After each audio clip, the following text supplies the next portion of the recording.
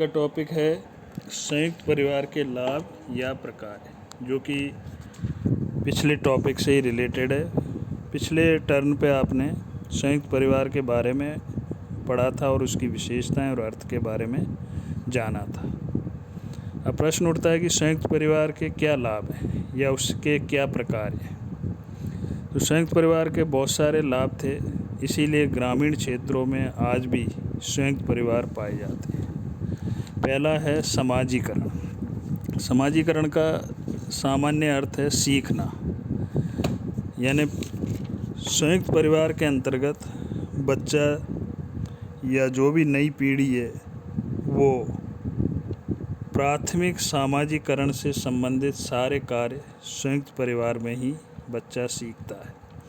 यानी सामाजिक मूल्य, व्यवहार करने का क्या तरीका है, ये परिवार में बच्चे को सिखाया जाता है। यानी एक तरह से समाजीकरण की प्रक्रिया के द्वारा उस बच्चे को समाज में रहने के योग्य बनाया जाता है।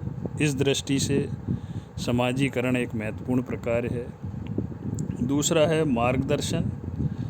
मार्गदर्शन का संयुक्त परिवार के अंतर्गत चूँकि 2 या 2 से अधिक 3 पीढ़ियों तक के लोग रहते हैं, तो जो युवा पीढ़ी है उसको पुरानी पीढ़ी के लोग अपने आधार पर, अपने अनुभव के आधार पर ज्ञान से मार्गदर्शन भी प्रदान करते रहते हैं। और कई बार बहुत सी अच्छी सलाह, चाहे वो सांस्कृतिक मूल्य से संबंधित हो या किसी समाज से संबंधित मार्गदर्शन हो, वो नई पीढ़ी को प्रदान होता है संयुक्त परिवार के कारण। धार्मिक मूल्य।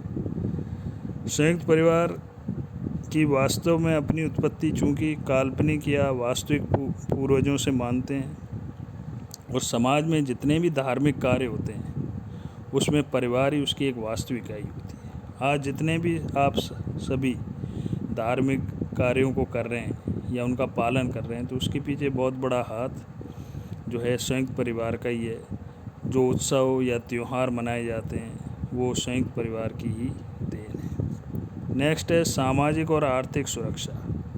संयुक्त परिवार अपने सदस्यों को न केवल सामाजिक बल्कि आर्थिक सुरक्षा भी प्रदान करता है।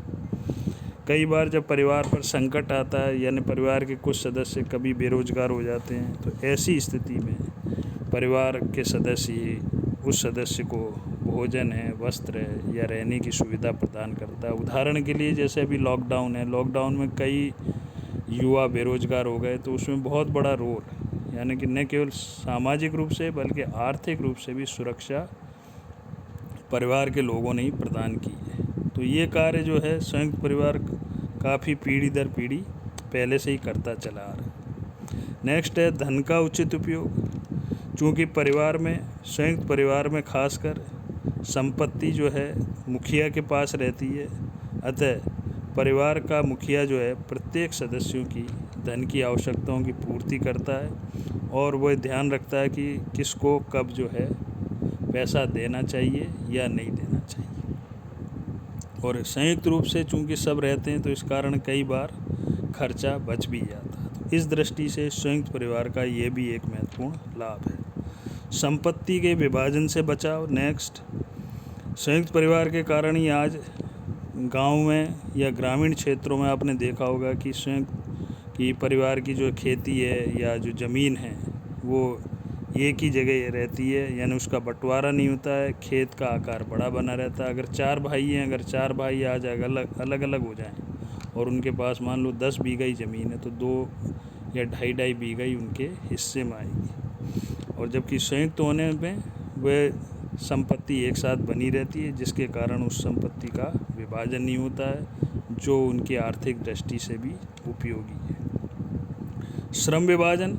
संयुक्त परिवार में श्रम का विभाजन विभिन्न सदस्यों के बीच परिवार का मुखिया ही करता है, और वह उनकी शारीरिक क्षमता, आयु, लिंग भेद के आधार पर करता है और प्रत्येक को उसके अनुसार ही कार्य दिया जाता है। उदाहरण के लिए पुरुष घर के बाहर का कार्य करते हैं, महिलाएं घर के अंदर जैसे भोजन बनाना, साफ सफाई, बच्चों का पालन पोषण इत्यादि का कार्य करती हैं। नेक्स्ट है संकट काल में बीमा। संकट काल में बीमा का तात्पर्य भी यही है, जैसे जिस प्रकार से सरकार आजकल LIC या इस प्रकार की एजेंसियां आ गई। पहले इस प्रकार की एजेंसियां नहीं होती थी। संयुक्त परिवार के लोग ही अपने परिवार के सदस्यों को कभी जैसे कोई दुर्घटना हो जाए या कोई बीमार हो जाए या बेरोजगार हो जाए, तो ऐसी स्थिति में संयुक्त परिवार ही उसके लिए मानसिक रूप से न केवल बल्कि आर्थिक रूप से भी सुरक्षा प्रदान करती थी। इसलिए यहाँ पर यह कहा गया है कि संयुक्त परिवार जो है संकट काल में परिवार के सदस्यों के लिए बीमे का कार्य भी करती है। अनुशासन एवं नियंत्रण।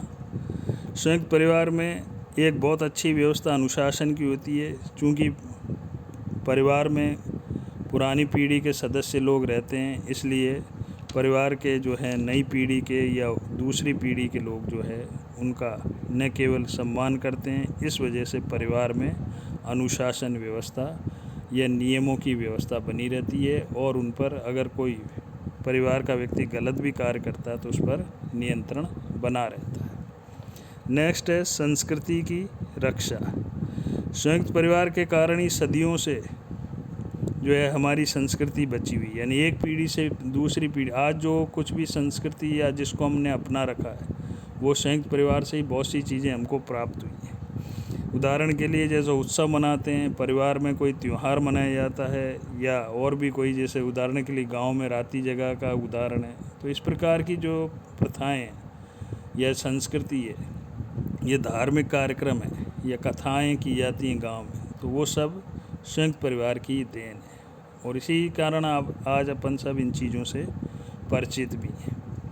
नेक्स्ट है मनोरंजन। संयुक्त परिवार में चूंकि 2 या 2 से अधिक पीढ़ियों के लोग रहते हैं, इसलिए इरावती कर्वे का एक कहना था कि संयुक्त परिवार में 2 से अधिक पीढ़ी के लोग रहने के कारण परिवार में कोई ना कोई कार्यक्रम होता ही रहता है। जैसे मान लो 2 या 3 सदस्य हैं तो कभी किसी का जन्मदिन आ गया तो उसको मनाया जा रहा है, या कभी किसी का व्रत है तो उसका संस्कार मनाया जा रहा है, या इसी प्रकार से लड़के के विवाह का संस्कार मनाया जा रहा है, कभी मुंडन संस्कार है। तो इस प्रकार से परिवार के सदस्य जो है इस बहाने ही एक दूसरे से मिलते रहते हैं और दूसरे सदस्यों का भी परिवार में आना जाना लगा रहता है, जो उनके लिए मनोरंजन का भी कार्य करता है और शिक्षा भी प्रदान करता है। नेक्स्ट है राष्ट्रीय एकता। समाजशास्त्रियों ने भारत के ग्रामों में संयुक्त परिवार की एक प्रमुख विशेषता परिवारवाद बताई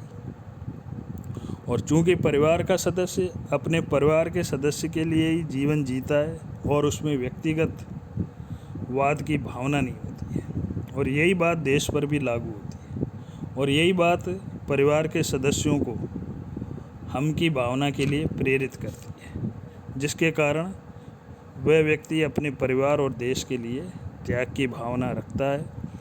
यानी एक तरह से संयुक्त परिवार जो है व्यक्ति को देश प्रेम, त्याग और कर्तव्य निष्ठता आदि की शिक्षा प्रदान करता है। ये थे संयुक्त परिवार